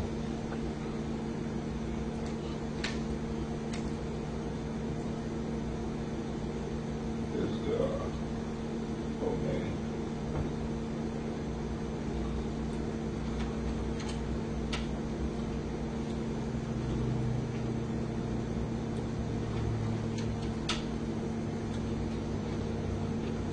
This Now- looks like it's pre-snap, This looks like he made his mind up pre-snapper. because if he was reading Right. the end, you'd think he'd give it here, You right? think let me see what the end does. Yeah, he would give it. He would give it out. And I got a bunch of those on the tape. Yeah. When he actually read the end. Now, if you're in a 2x2, does the typical zone blitz give you problems? No, not. You feel like you're going to get 5 yards in the bubble anyway? Yeah, we have not had a whole lot of problems on this. I mean, he's unblocked, agree. Yeah, The safety, yeah, but they spin. we have it because and maybe it's because of the zone and of the belly, but we find a lot of teams, their eyes are, I mean, they ain't even thinking about the bubble a lot of times, even on the zone blitz. Now, we see the zone blitz alignment, we like the zone. I may check that to the zone blitz. We like to run right into the zone blitz. I don't want to get ahead of myself on that one, but are you saying that you think the cutback is going to come before the inside linebacker or the outside linebacker can get there? No, it won't be a zone with the back, it'll be zone quarterback. Right, but you think the quarterback's going to beat that guy to the? I mean, if you're Kind of in between. On the straight zone? On the straight If zone. you get a zone blitz, if you get it goes from they spin it between the outside backer and the inside backer, That's where do you the one think the we ball's like. going to hit? Right in the C gap, the phantom C gap. Phantom C back with the quarterback or With the quarterback, Okay. because we pass it off. Tackle pass it off, take that first back, and we kick Right, out. right. We've got some big ones that way now. We wish we see So more kind of in between those guys. right in between. Right. Yeah, that's the beauty of adding that quarterback as. Now you can run that one back, but you can do it on quarterback. Mm-hmm. And we love it. I see that zone blitz coming up. That's automatic. That's all we'll check verticals. One of our answers to zone blitz is verticals. Of the zone, so we study. We always make a wave blitz tape. We call it wave blitz, and we study it to get the look, and we almost could tell when it's coming. They have to give it away, we almost could tell. We got checks for it, Now, if it's late in the cadence, they tricked us, then he just got to go through his progression, and sometimes they get us, but he just got to go through his regular read progression and try to hand that thing off. Teams are a little bit afraid to zone blitzes anymore because of those checks we've always had to be able to go right into it and hurt it. If you've got read bubble on though, my question is, if you get an 8-man front Mm-hmm. and for the most part you're going to be, if it's middle open, and you get the linebacker coming, are you going to go to tell him to go to bubble or keep it? I'm gonna tell him to play off where the guy's coming. Like if he were to come now and they slant it back and bring it, I'm gonna tell him to go right at him and make a decision. So he may draw him right to him and then they'll still throw the bubble, or he may try to widen. We talked about doing this at one time. We talked about, and I'm not getting ahead, but we talked about saying if they trick us in zone blitzes, automatically balking. Meaning if you get saw coverage, you go take the first threat, and that's balk for us. One is bubble, where you block man on and run away from the inside guy. One is like arc, where balk is the combination of the bubble with the arc. So we started to tell him to push crack him versus wave blitz and stuff like that. But then I decided to just run right at him and still make that. This is a 3-by-1, so it's a little bit different. But just go right at him and make him make the decision and throw the bubble. It's just an option play, but you're destroying the bubble, off the overhang. You know what I mean? Now, so because we feel because of the way we I guess I got to backtrack to explain it. One of the reasons on zone bubble is a little tougher than belly bubble, because on belly bubble, if they wave us, right, he's supposed to go right downhill and make himself get tackled, So you take care of one, the overhang, you got to run right out and just make him make the decision. Zone bubble, you kind of lose this guy because he's going to cross. But the way we block the zone in the belly, we're going to let him go anyway and take the first inside blitzer. So have So your you only tackle got just one. kind of, as he goes, Yeah, turn back out on exactly. the inside. That's blitzer part of his and read. Let the end chase, Exactly. basically. That's exactly right. And that's why it is so important in it, because we got to take one of the guys off. When we work our wave blitz stuff, we work on passing it all off. to take one out, even the 70 protection. If we 1-2, we'll slam that guy and bring the tackle right back for him. And now we don't know that in the backfield. So he sets for his 1-2, and the minute he sees the tackle slam, he just turns out on number 2. So one of the checks is just to protect it with the 6-man and run verticals because you got seams. And zone and belly bubble, we just hope to live with us being able to handle the first blitzer so we can take the second one with the quarterback. So it really have never really been a problem. And I guess we've been lucky because we haven't called to play versus that way blitz a lot. Because the time we've gotten a blitz, we've seen it and checked out of it. But we always talk in terms of what if. They got us, and we didn't see it coming. So we just tell them right at the guy. And don't lose too many yards if it just blows up in our face.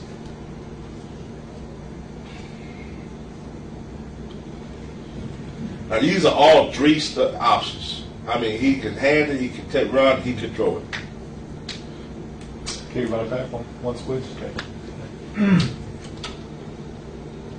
You say you think he pre-snapped or post-snapped this? I think he pre-snapped.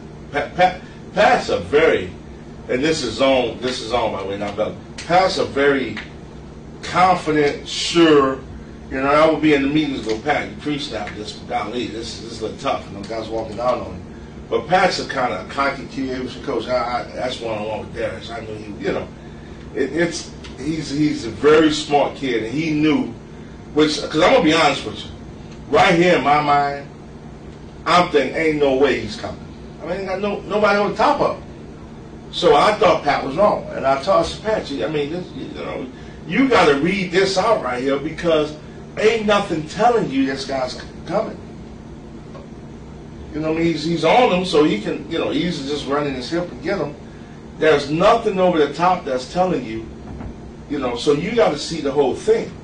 When this guy was here, yeah, I could see you saying, okay, I'm going to throw it.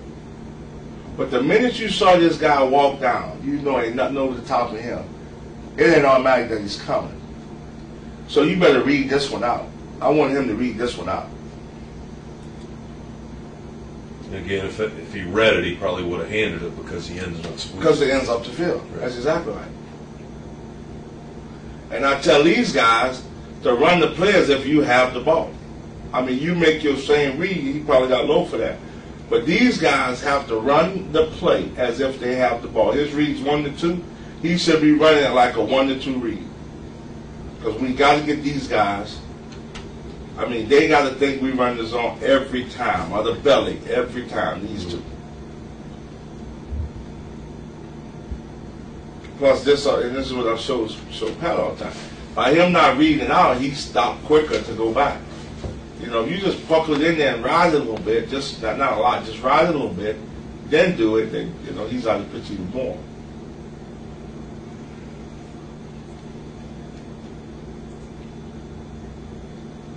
See, this is the adjustment Georgia made in the bowl game. This is the adjustment they made. They started keeping them kind of in the gray area, but they just started running him down. Now I wish, and we already done talked about this, we add a play action off of this bubble zone now. Because, golly, look behind that. I mean, just got to run the post. Yeah. The study we have seen tells you this. It tells you that with two high safety, you got the curl every time off this action. Single high safety, you got the seam every time off this action. Every time. All you got to do is show this. If you run this enough and show it and then start adjusting like this, you can do that action right there and do anything you want with this guy. Calvin, my question is, why is he even throwing this if this is a read? Because in his mind, it's a pre-snap read to throw the ball. In his mind. Not a good read in this case. Right. No. And that's what I mean. I'm trying to trust the kid. That's what I mean when I say you can dictate it. I could have went read. Now he has to read it. He's got to read the end and then go to the next steps. I could take that completely out of his hands. And all I got to do is when he looked right here, and I could have helped him more, but I want him to grow a little bit. Like right here, I'm looking saying, read that shit out. I'm sorry. read that out, you know, right? But when he looked right there, see him look. When he looked right there, I should have been going read it. I should have been telling him to read it. Take that decision out of his hand on the pre-snap read. So that's what I mean when I say you have options to you control it. And I should have been saying read it. But this is similar to the one you just saw. Yeah, there's nothing where he made the telling right him. read, so now he's saying again. Yeah, you know, I mean, there's nothing. There's no reason that he ought to think that we could get this bubble on just a pre-snap. Now I know why he's thinking it, because this guy's so deep. He's saying, okay, we're gonna block him, and it's still gonna be one-on-one because their Judas is unsound. So the kid's not completely wrong. In his mindset, he's saying, okay, we got the block, soft coverage, it's at least one-on-one. But Georgia at this point was desperate, and they just sold him out on it. Because if, like I said, if we had any kind of play action right there, they're dead in the waters. So that was just a, you know, that was just so bored going, I hope they ain't got nothing off this that's going to hurt us. Because anytime they saw that, you know, normally he work over the top and try to go get the ball. But they just made the mind up to hang and let him just run down here. I wish we had play action off of it, but we didn't, you know. So, because you see what I mean? In the kid's mind, he's thinking numbers are right. You know, angle block, one-on-one with him. Was he thinking there? Do you think that he was getting the same blitz? That's what I thought. And that's maybe Oh, why yeah, he threw it? yeah. Oh, exactly. Then you He- might be same right. look, same formation. He's like, they're going to bring the same heat. You might be right. Yeah. But I should have said read it out. I should have told him to read it out. I just hate to handcuff him all the time. Like, you know, let him grow and be a, you know.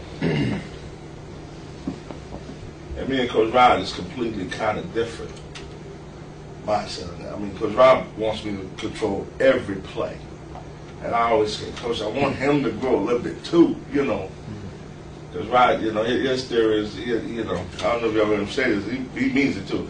He ain't letting no, you know, 19, 20-year-old kid decide his fate when he's watching cartoons all day on Saturday waiting for the game, you know, playing PlayStation. So he wants to control every play. I want to let the guy, you know, be a player a little bit, you know. I wish I had to control him now. Because I was like, oh, Pat.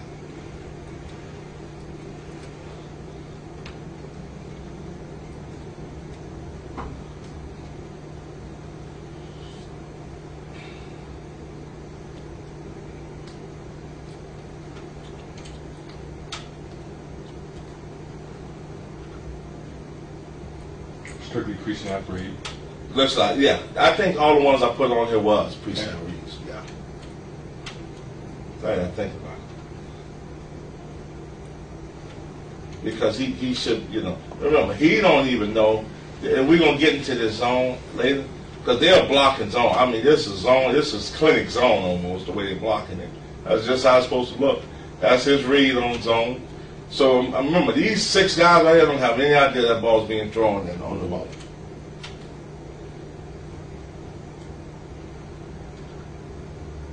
Yeah, but I don't know. I don't know. You know, one thing Pat knew for sure is when we run the zone, he's got to take a step. I mean, he almost has to.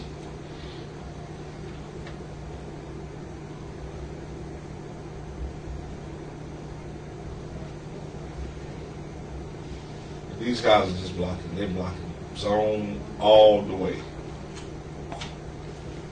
That would have been a give read. One step up the field, give it.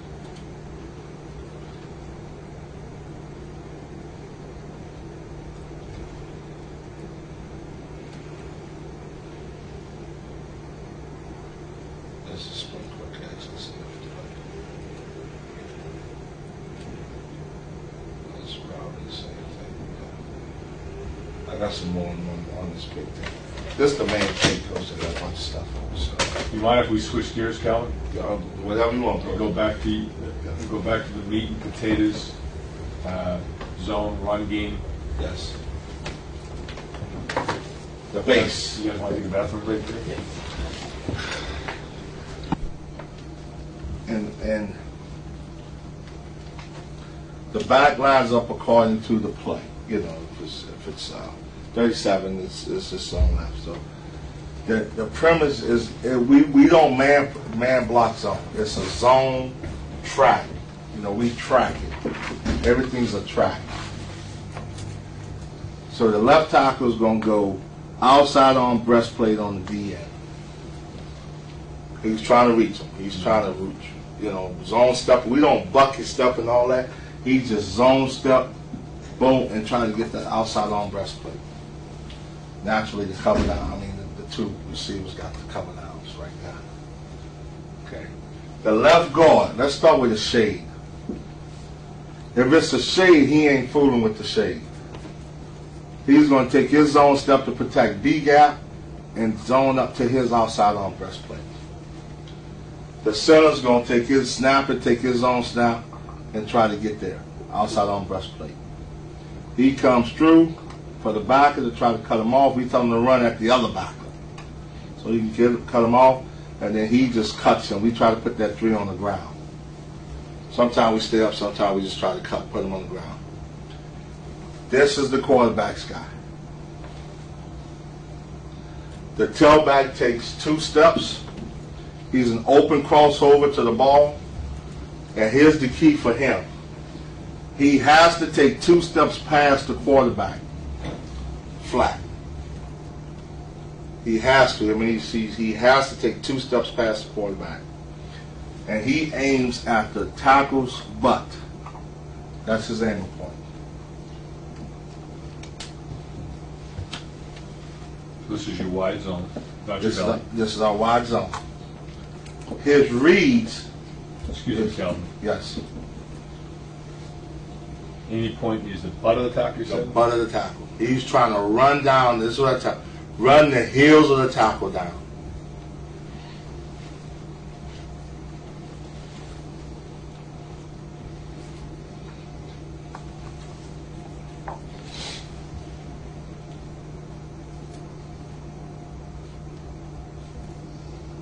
Run his heels down. You take 2 steps past the quarterback, and then you try to run his heels down. His butt. That's his aiming point.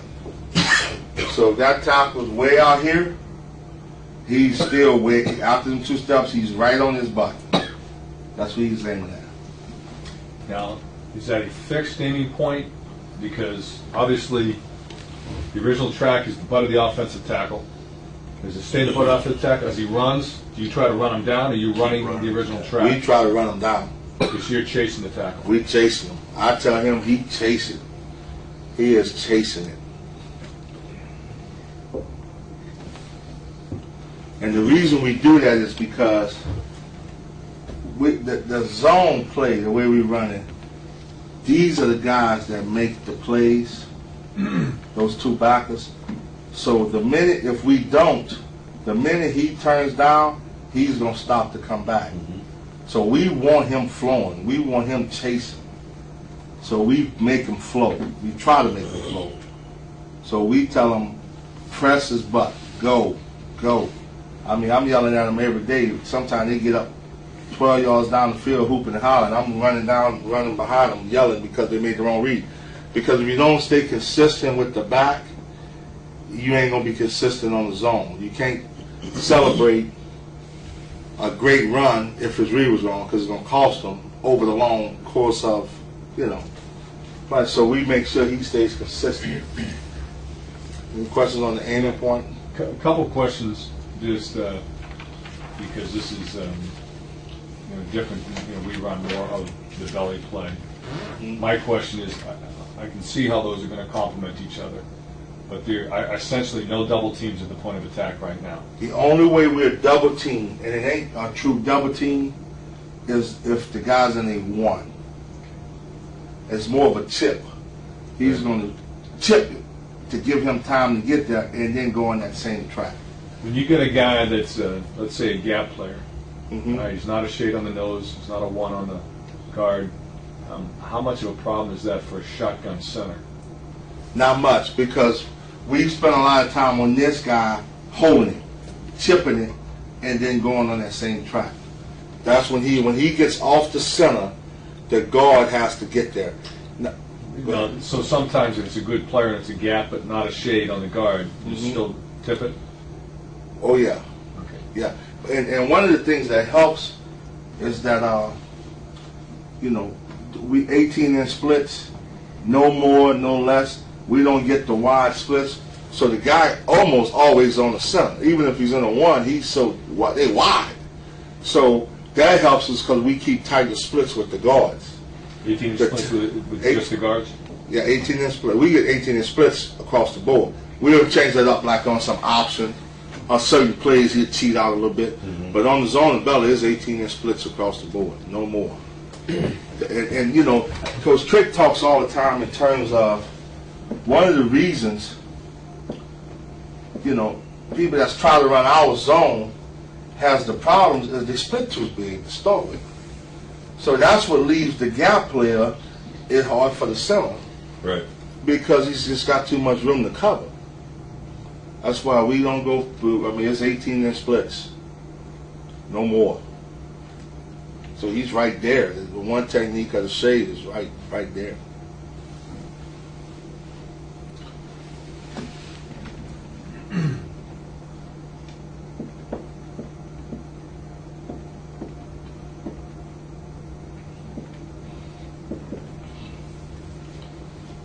You good on that? The read is 1 to 2. It's really simple for the back. He comes, he takes 2 steps past, and his eyes on the snap goes right here. That guy. That's all he's looking at. He's trying to run his heels down, and he's looking at that guy. He have 3 things he can do. He could bounce, bang, or bend. So he actually goes through that progression. His first read is the bounce. If we've reached the guy right here, he's taking it here and bouncing it right there. End of discussion. End of it. He's wrong or he's right. He's graded that way. He's critiqued that way. It's either he's reached or he's not. Okay? His second read is not the backer. If this guy is not reached, say he's running, he keeps chasing this down, and then he thinks bang right there. Remember, he's coming off there. He's banging it. You're either right or wrong on that point. Now I'm saying this because this is the key, the most important part. He's either right or wrong.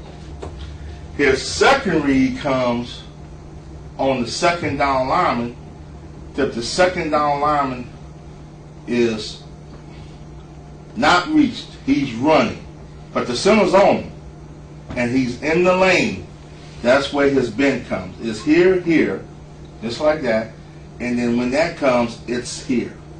It's not. We do not bend back. It is right off his butt. It's right there. And that's how he's good every single time, Coach. That's how he's good. Okay. Just to go back, he's reached, we bounce, we run the C gap. Yes. He's running, not reached, we bang it into the B gap. Yep. He's running, we start to bang into the B gap, and the A gap player becomes a threat. We bend it back. Bend it back. Into what in effect is a very... It's wide. It's a very wide backside A gap. Yes. But it's amazing when you watch this. He still stays on that track. Backside A gap, and I've shown him, that backside A gap has almost hit like he's on a straight line. Right. It's now 5 yards wide. Yeah. That's the control. The only way teams have hurt us is this part of it. Him just getting and running them down as he's making that read. But that's why the quarterback handles him. To do that, then he's right where he left from.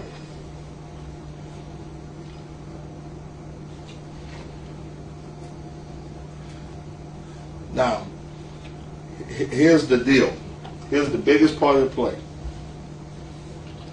Biggest part of the play. Can I get into since we're talking about it, Can I get into the scrape? In just 1 second, Okay. Kelvin. I'm assuming you call this a bend back, so you don't have the tailbacks cutting this thing back. And you don't have them Right. violent cuts. It's Right. just That's exactly right. Because I want him to know the difference between cutting it back and just winding it, just bend. That's why I'm talking in terms of bending it. I mean, if he do that, he's wrong. Yeah, we don't Yeah, say cut back either. It's- right.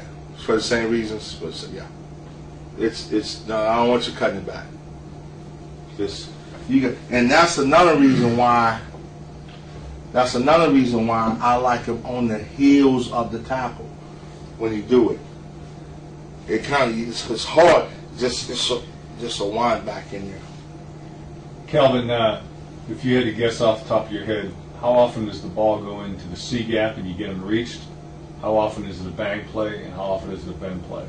Ooh, that's a good question. Once you do it, the cut. It's probably a bang, probably 50% of the time, and about 25% on the other two.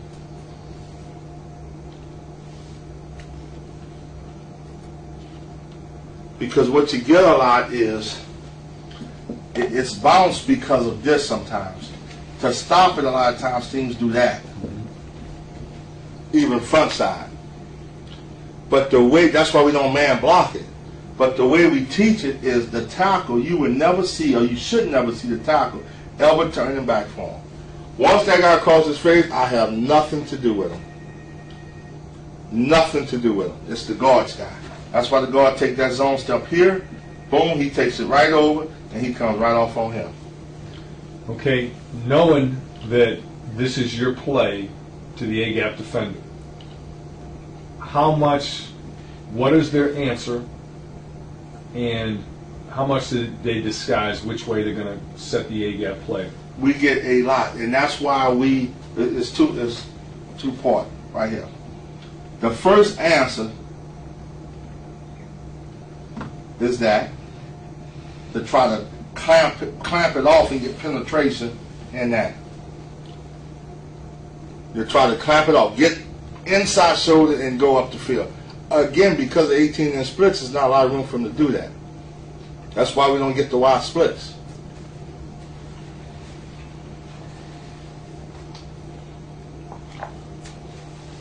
The second answer, that's the first answer. So obviously that's not a problem. That has not been a problem. That's been easy. We hope they do that.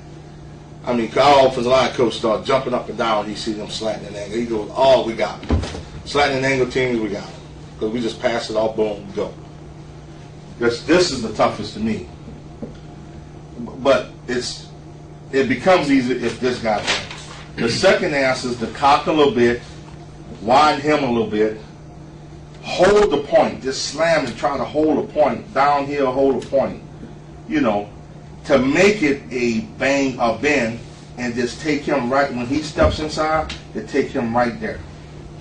Because remember, we're in the backfield 5 yards deep coming flat for 2 steps, so by the time we do that, he's there. That's the second answer. My only It's question just is, scrape it. yeah, Kelvin, is it squeeze scrape or just scrape? It's squeeze scrape. All right, the linebackers. Yeah, linebackers here. Okay, good. Yeah. That's the second answer. What is your number one answer to squeeze scrape? Okay. Number one answer. Lock the tackle. That's the number one answer. Read it out. We don't give the call. Remember, we give the call. Remember I said we give the call to the tackle? That I'm reading the end, just go. So even if they squeeze scraping, he's gone if we make that call to him. Instead of saying just 37 by itself, we say 37 something. You know what I mean? 37 go or 37 read. Whatever. You don't want to say read out loud, so you give him a call. Just that you're only talking to the top. Don't worry about the end. I'm reading them. Just go. So we see a lot of squeeze scrape teams. We don't make a call, so he reads it out. What he do is take his zone step right there. Then the minute he sees his backer going back, he squeezes it. And he just turns back, almost like a turn back deal. Just to hold him up. Just enough to make him run the loop. That's the very first answer. It's to lock the tackle. And what's the call on that for you folks? For us, it's back. 34 back, 35 back, whatever.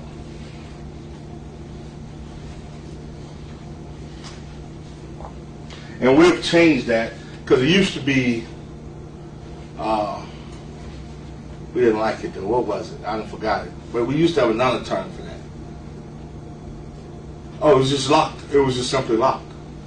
35, that's what it was. It was 37 lock. Telling him to read it through the backside tackle. Which also tells the guard that there's a possibility that the back of them widen. You see what I mean? Mm-hmm. So there's no reason to be running in here on air. So he comes tighter. He still takes his own step through him. You see the difference? Now he don't have the full backside slut or scoop or whatever you call it. You know, now that tells him now I'm on the 3. It's not man still, but I'm tighter to the 3. It tells both of them something. It tells them the tackle's not coming with you now. Right. And it tells the guard, I ain't got to be hauling butt to the A guy. Both of them are really taking a cutoff course where they're going inside. Exactly. Kind of forcing those guys And to go around. the difference is, on zone, remember, we open and go. Right. Right? On that, it's more of an open up the field. That's the only difference. That's the 2 first answers here, and the second answer is, the first 2 answers, and the third answer is we lock it. You ask me what's our answer to it, we lock it. So for the backside guard, how does he absolutely know? He's looking also. He's peripherally reading the backside scrape linebacker as well. Yeah, when he take his step, his zone step, he sees it, he comes up the field instead of continuing to go. All you can do is run the hump. Just one step, run the hump. He can't make the play. Okay, question is, in the real world, how effective has that been for you versus squeeze scrape? I don't put a percentage on it, but excellent. In the real world, excellent. Unbelievably excellent.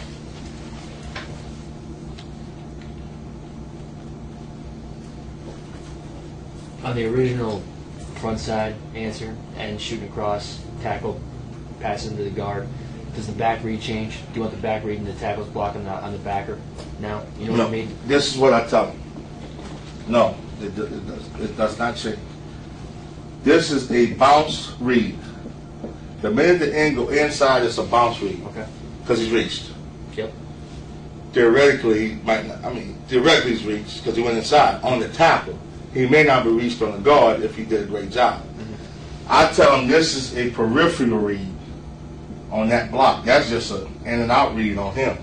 Right. But I don't clue it into the read because the read got to be 1 to 2 on the down line. Gotcha. That's being a football player. If the guy kicks him out, cut it in. If the guy, he still got outside leverage, just take it outside. That's just a leverage read for him right there on that original inside. But his read is bounce.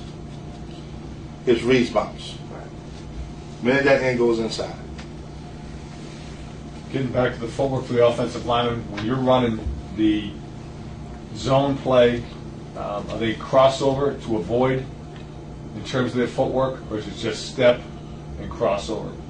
No, it's crossover. It's step, crossover, and grab the outside arm breastplate. Whereas the belly is Is that for everybody? Playside that's tackle. for everybody, yeah. Play side guard. Yeah. Play side guard. So Now, the play side guard, on if he's going to second level, he's just running that track. correct.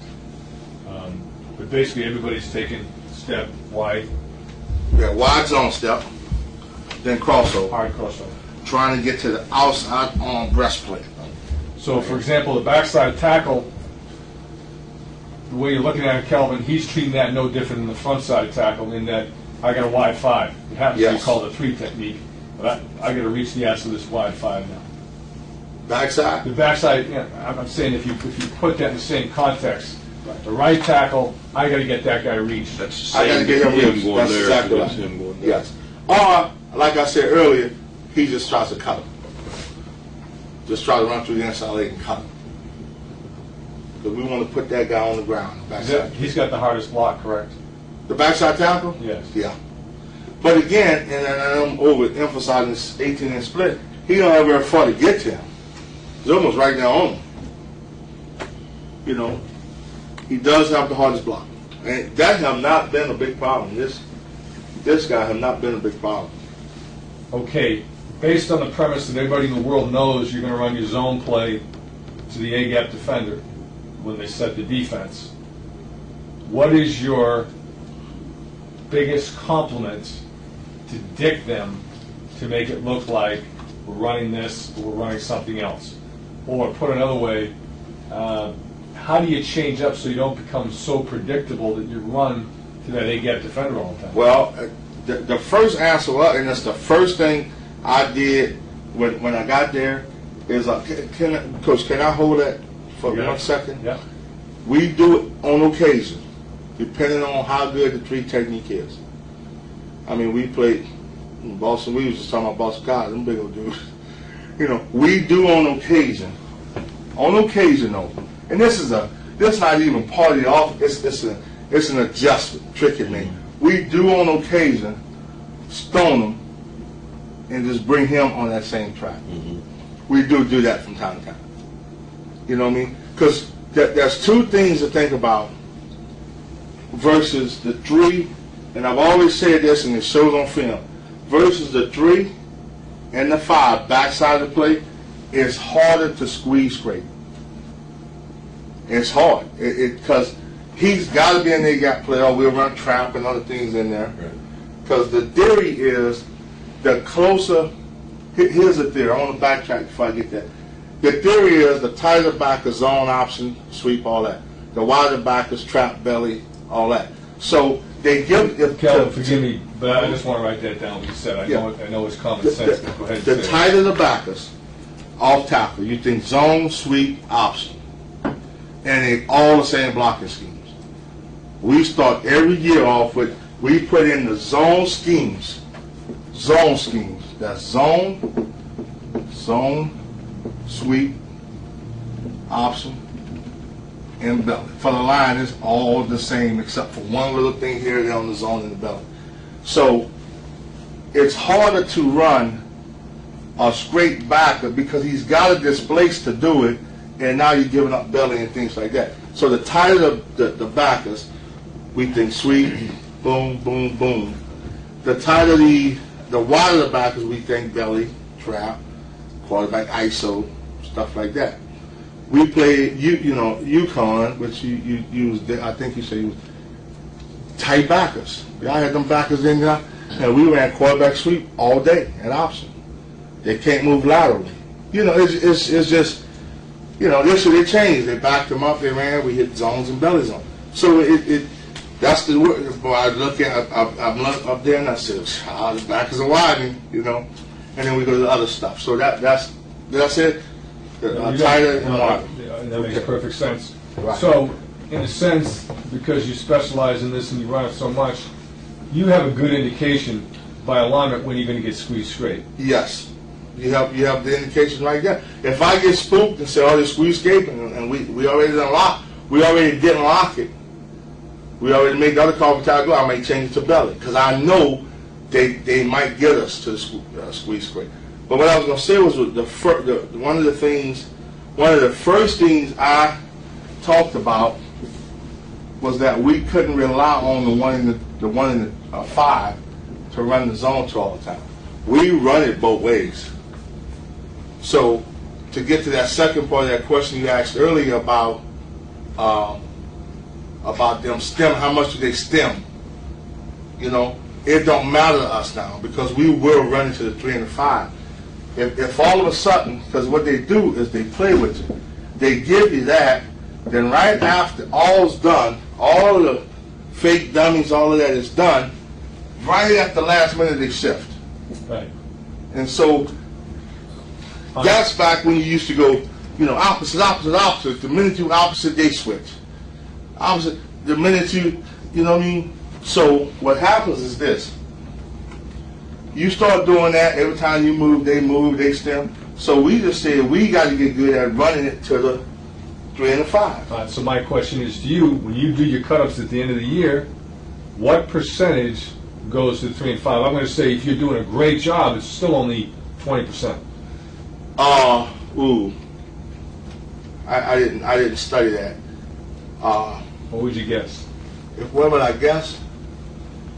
15%. And the reason is this. This is why I think the reason is. Because teams started learning with being able to control it from the box. Teams started learning, okay, say you put your back into the boundary. Okay? The first thing we look for, okay, say they put the 3 and 5 away from the back to make it tough for you. Say they just made it tough for you. Because it is tougher to run to the 3 and 5 than the 1 and 5. But we have nothing changes. Outside 1 to 2 read, outside on breastplate, outside, try to cut him, chase him, come up through here, and it's the same play. Nothing changed for the line. But what hurts them is if they start trying to do that, they're really hurting if we run in belly. Because belly is slam it, do the same, make it look like zone, cut him down, and read that one guy. So teams are scared to start doing that. That's why the belly and the zone complement each other so well. Do you ever go in having them check with each other, or do you guys mess with that much at all? We don't mess with that. It'd be smart to teach your quarterback, but again, remember our philosophy. Sure. 36, 34, check with me. And show them the looks you want to run belly to and the looks you want to run. Right. That's easy. We just don't, Rich's philosophy of not trusting the guy. But seriously, it's you could go 36, 34, check with me. Here's the looks you want to run 36 to. Here's the look you want to run 34 to. But yeah, it's possible.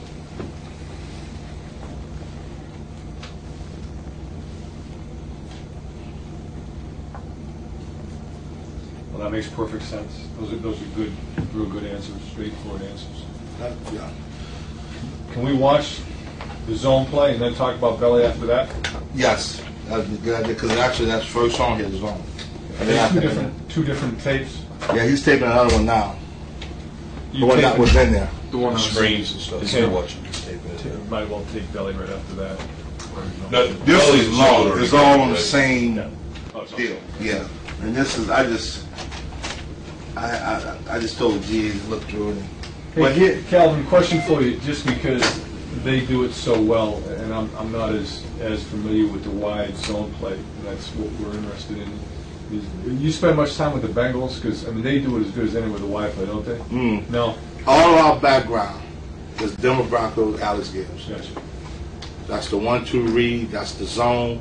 Trickett and Alex talk on the phone almost every day, and it's Alex Gibbs, Denver Broncos. So that's why, and it's kind of it pays off for us because we took Abram Coben, who's all-time big leading rusher in the biggest conference, replaced him with Quincy Wilson, replaced him with KJ Harris, replaced him with a true freshman this year, and because they all been taught the same thing. You think about Denver, it didn't matter who they put back there. And Alex talks about, it's right or wrong. It ain't no in between. It's you make the reads or you don't. And we got a lot of these cut-ups, a lot of these stuff. It's you make the read or you could be wrong. A lot of people hate to tell they back they're wrong. Coach, I saw daylight. I don't care. Let me give you an example.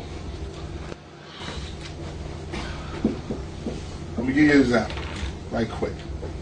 This happens sometimes. Say we run into the 3 and 5. That's a perfect example. Okay. Say we run it and he's not reached. What's his read?